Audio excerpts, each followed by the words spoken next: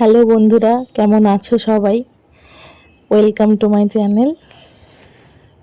প্রথমেই ক্ষমা চেয়ে নিচ্ছি ভিডিওটা একটু দেরি করে আপলোড করার জন্য।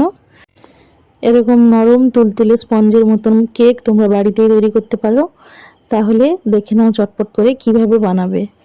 প্রথমে একটা বড় বাটিতে এরকম একটা কফি মাগ সাইজের কাপে করে 2 কাপ পরিমাণ সুজি নিয়ে নেব। তোমরা চাইলে ছোট কাপে করেও নিতে পারো। আমাদের রাবণ গোষ্ঠী খাবে, তাই একটু বড় সাইজের কেক বানাবো। এবার ওই সেম কাপেই 1 কাপ পরিমাণ চিনি আর 1 কাপ পরিমাণ ময়দা নিয়ে নেব। সবকটা উপকরণ শুকনো অবস্থাতেই ভালো করে মিশিয়ে নেব। এর সাথে দিয়ে দেব 1 চামচ পরিমাণ বেকিং সোডা আর 1 চামচ পরিমাণ বেকিং পাউডার। কি ভাবছো বেকিং পাউডার আবার কোথায় পাবে? অত চাপ নেই। বেকিং পাউডার যদি না পাও তাহলে 1 প্যাকেট ইনো ইউজ করতে পারো। এবার সব কিছু ভালো করে শুকনো অবস্থাতেই মিশিয়ে নেব। তারপর ওর সঙ্গে অ্যাড করব সামান্য পরিমাণ গুঁড়ো দুধ। ভালো করে মেশানোর পর আবার যেই কাপে সুজি আর ময়দা নিয়েছিলাম ওই সেম কাপেই নিয়ে নেব 2 কাপ পরিমাণ গরুর দুধ। তোমরা যদি গরুর দুধ না পাও তাহলে প্যাকেট দুধও ব্যবহার করতে পারো। এবার সব কিছু ভালো করে ফেটিয়ে ফেটিয়ে মাখিয়ে নিয়ে একটা থকথকে ব্যাটার তৈরি করব। খুব বেশি পাতলাও হবে না, আবার খুব বেশি ঘন হবে না। এবার এতে দিয়ে দেব বড় 1 চামচ পরিমাণ ঘি, বা বাটার থাকলে বাটারও দিতে পারো। আবারও সমস্ত উপকরণ ভালো করে মিশিয়ে তার সাথে কিছু কিশমিশ এবং কাজু বাদামকে এভাবে হাতের সাহায্যে ম্যাশ করে তার সঙ্গে মিশিয়ে দেব। এবার এই মিশ্রণটি 2-3 ঘন্টার জন্য ঢাকা দিয়ে রেখে দেব। 2-3 ঘন্টার পর দেখবেন সুজিগুলো ফুলে একেবারে এক কাঠা জায়গা নিয়ে বসে আছে। তার সাথে মিশ্রণটি যতটা পাতলা ছিল তার থেকে আরেকটু ঘনত্ব বেড়ে মিশ্রণটি গাঢ় হয়ে গেছে। এবার মিশ্রণটিকে আরও কিছুক্ষণ ভালো করে ফেটিয়ে নিন। যত বেশি ফেটাবেন কেকটা তত বেশি নরম হবে।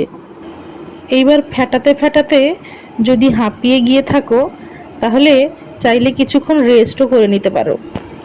এবার আরও একটি পাত্রে কিছুটা পরিমাণ ঘি বা বাটার নিয়ে ভালো করে চারপাশটা মাখিয়ে নিন। এবার বাটার পেপার না থাকলে বাড়িতে যে কোনো সাদা কাগজকে গোল করে কেটে ওর উপর বসিয়ে নিন। তারপর ওই কাগজের ওপর আবারও একটু সামান্য পরিমাণ ঘি বা বাটার দিয়ে ভালো করে ঘষে নিন, যাতে কেকটা নিচে না লেগে যায়। এবার বানিয়ে রাখা মিশ্রণটি ওই বাটিতে আস্তে আস্তে করে অর্ধেক পরিমাণ ঢেলে দিন। বাটিটা বেশি ভর্তি করবেন না, কারণ কেকটা পরে ফুললে উপচে পড়ে যেতে পারে। এবার কি আর করব বলো, আমার কাছে তো মাইক্রো ওভেন নেই, তাই ঘরোয়া পদ্ধতিতে মাইক্রো ওভেন বানিয়ে নিচ্ছি। তার জন্য ওভেনে কড়া বসিয়ে তাতে কিছুটা পরিমাণ বালি দিয়ে গরম হতে দেব। এরপর একটা স্ট্যান্ড রেখে তার উপর ওই বাটিটা বসিয়ে ভালো করে থালা বা অন্য কিছু দিয়ে ঢাকা দিয়ে দেবো, যাতে ভেতরের তাপটা কিছুতেই বাইরে যাতে না বেরোয়। এছাড়াও আরও একটি পদ্ধতি তোমরা ব্যবহার করতে পারো, যেটা হলো একটি খালি প্রেসার কুকার প্রথমে প্রিহিট করতে দেব। তারপর ওই বাটিটা ওই প্রেসার কুকারের ভেতরে সাবধানে করে বসিয়ে দেব এবং ঢাকনার সিটিটা খুলে নেব। দিয়ে ভালো করে চাপা লাগিয়ে 30 থেকে 45 মিনিট লো ফ্লেমে বসিয়ে রাখবো। এবার 10 থেকে 15 মিনিটের পর আবার একবার ঢাকনা খুলে ওই বাটির ওপরে কিছু কাজু আর কিশমিশ সুন্দর করে সাজিয়ে দেব। এটা কিছুক্ষণ পরে দেব, যাতে করে কাজু কিশমিশগুলো ভেতরে না ঢুকে যায়, ওপরেই থাকে এবং কেকটা দেখতে সুন্দর হয়। সুন্দর দেখতে না হলে কি হয়? আগে দর্শনধারী তারপর গুণবিচারী। এবার 30 মিনিট পর আমি একটা ছুরি বা একটি কাঠির সাহায্যে এইভাবে ডুবিয়ে দেখব কেকটা হয়েছে নাকি। ছুরির গায়ে যেহেতু ব্যাটারটা লেগে গেল, তার মানে কেকটা আরেকটু হবে। কেকটা যখন হয়ে যাবে, এই যে দেখুন, একটুও ছুরির গায়ে লাগবে না। এবার আর কি, বাটিটা ঠান্ডা হলে 4-5টা ছুরি দিয়ে কেটে উল্টো করে নিলেই আপনার কেক একেবারে বেরিয়ে আসবে বাটি থেকে। এবার নিচের কাগজগুলো ভালো করে পরিষ্কার করে নিলেই একেবারে রেডি ঘরোয়া পদ্ধতিতে তৈরি ডিম ছাড়া স্পঞ্জি স্পঞ্জি কেক। তাহলে আর অপেক্ষা কিসের? তাড়াতাড়ি বানিয়ে ফেলো, না হলে টেস্ট করবে কি করে?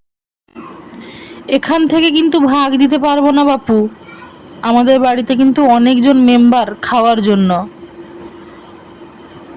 দেখেছো কতটা নরম তুলতুলে হয়েছে কেকটা। এবার আমারটাই লোভ না দিয়ে তাড়াতাড়ি করে নিজের বাড়িতে বানাও, আর খেয়ে আমাকে কমেন্ট করে জানাও কেমন হয়েছে। চ্যানেলে নতুন হলে সাবস্ক্রাইব করতে হবে তো, নাকি শুধু দেখলে হবে?